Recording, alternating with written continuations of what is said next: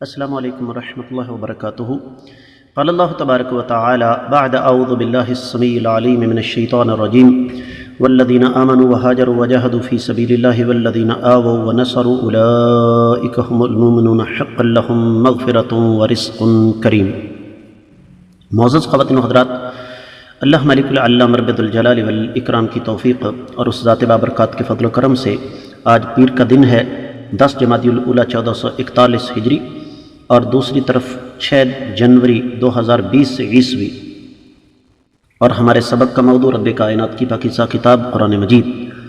قرآن مجید کا 10واں پارہ سورۃ الانفال اور سورہ انفال کی 74ویں آیت مبارکہ۔ اللہ رب العزت ارشاد فرماتے ہیں والذین آمنوا، وہ لوگ جو ایمان لائے، وہاجروا، انہوں نے ہجرت کی، وجاہدوا، اور جہاد کیا، فی سبیل اللہ، اللہ کی راہ میں، والذین آووا، اور وہ لوگ جنہوں نے جگہ دی، ونصروا، اور مدد کی، اولئک، یہی وہ لوگ ہیں، ہم، یہی ہیں، المؤمنون، ایمان والے، حقا، سچے، لہم، ان کے لیے، مغفرۃ، بخشش ہے، ورزق، اور رزق ہے، کریم، عزت والا۔ با محاورہ ترجمہ سنیے گا۔ اور وہ لوگ جو ایمان لائے اور انہوں نے ہجرت کی اور اللہ کی راہ میں لڑتے رہے، اور وہ لوگ جنہوں نے ہجرت کرنے والوں کو جگہ دی اور ان کی مدد کی، یہی لوگ سچے مومن ہیں، اور ان کے لیے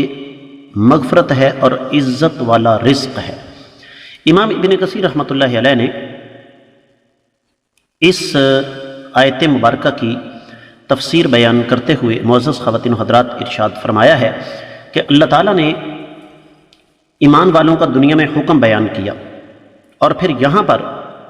اسی بات کو آگے بڑھاتے فرمایا ان کے لیے آخرت میں کیا ہے، اور یہ بھی بتایا کہ ایمان کی حقیقت کیا ہے، جس طرح کہ سورہ مبارکہ کی ابتدا میں بات گزر چکی ہے، اور رب کائنات نے ان کے ساتھ وعدہ کیا ہے مغفرت کا، گناہوں کی معافی کا، اور عزت والے رزق کا،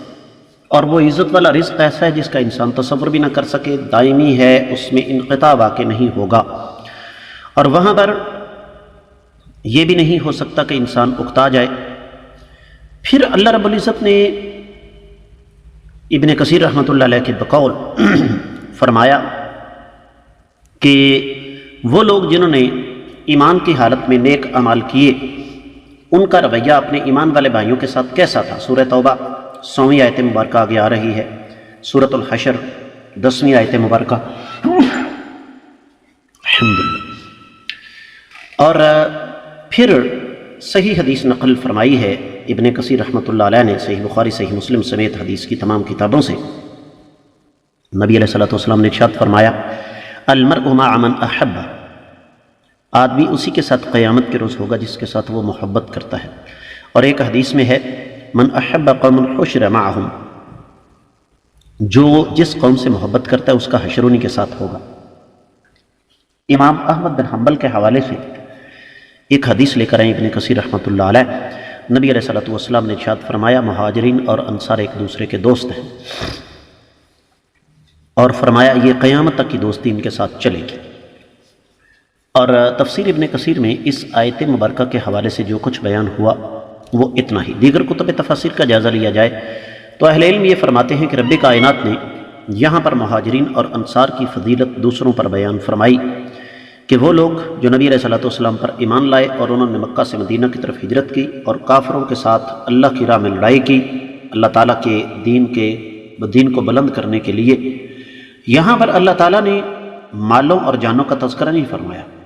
بلکہ اسی کو کافی سمجھا جو پیچھے گزر چکا ہے، کیونکہ جب جہاد و قتال کی باری آئے گی تو جان اور مال دونوں قربان ہوں گے۔ اور فرمایا وہ لوگ جنہوں نے کائنات کے امام صلی اللہ علیہ وسلم اور آپ کے ساتھیوں کو مدینہ میں جگہ دی، اور پھر بدر کے مارکے میں ان کے ساتھ سیسا پلائی دیوار بن کر کھڑے ہو گئے، تو فرمایا یہ وہ لوگ ہیں ہم المؤمنون حقا، یہ لوگ سچے ایمان والے ہیں، انہوں نے ایمان کے سچا ہونے کا حق ادا کر دیا۔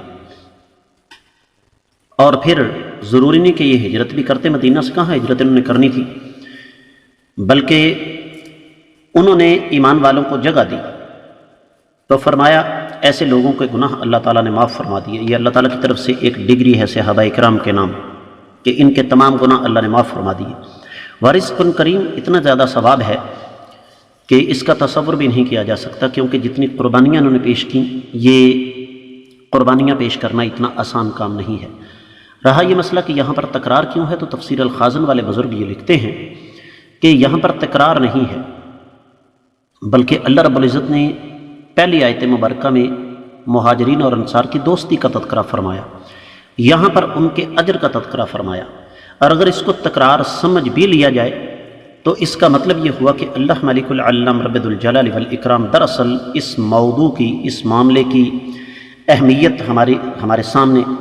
واضح کرنا چاہتے ہیں کہ اس معاملے کو آپ لوگ اتنا ہلکا نہ لو کہ ہجرت کرنے والے نبی علیہ الصلوۃ والسلام کے جو ساتھی ہیں یہ معمولی لوگ نہیں تھے اور معمولی لوگ نہیں ہو سکتے، یہ عظمت کے حقدار تھے اور عظمت کے حقدار قیامت تک کے لیے رہیں گے، ان کے درجات بلند ہیں، کائنات کی کوئی طاقت ان سے ان کا یہ درجہ، یہ مرتبہ، یہ مقام چھین نہیں سکتی ہے۔ اس کے ساتھ ہی اس آیت مبارکہ کی مختصر تفسیر مکمل ہوتی ہے۔ اللہ نے چاہا تو کل ہم انشاءاللہ اگلی آیت مبارکہ پڑھیں گے۔